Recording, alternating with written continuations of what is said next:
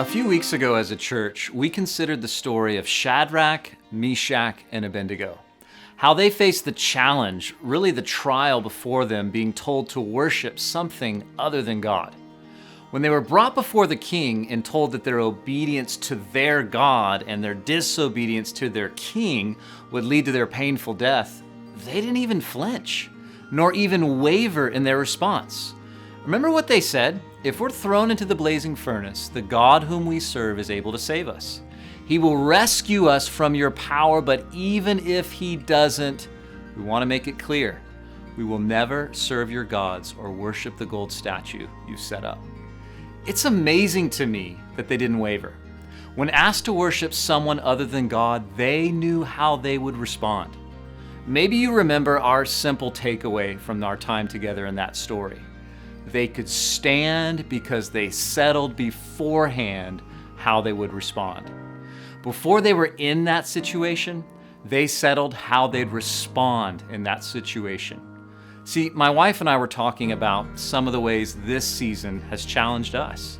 I mean, maintaining sanity with having all 5 kids at home all day, that's a thing in and of itself. But really, it's our thought lives that the enemy has seemed to challenge us.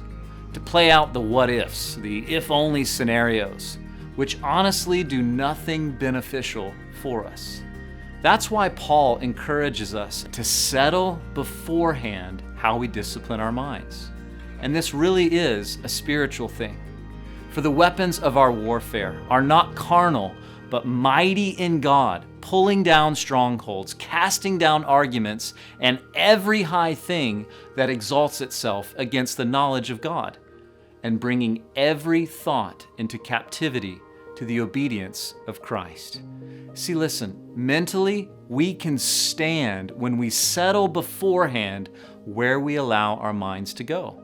Not to the what ifs, not to the if only scenarios, but as Paul says in Philippians 4, to set our mind on things that are true, things that are noble, things that are just, things that are pure, things that are lovely, things that are of good report. And as we do, as Paul says, the God of peace will be with you. So mentally, in this season, stand strong as you settle beforehand where you'll let your mind go. To those things that are true, those things that are noble and just, pure, lovely, and the God of peace will be with you.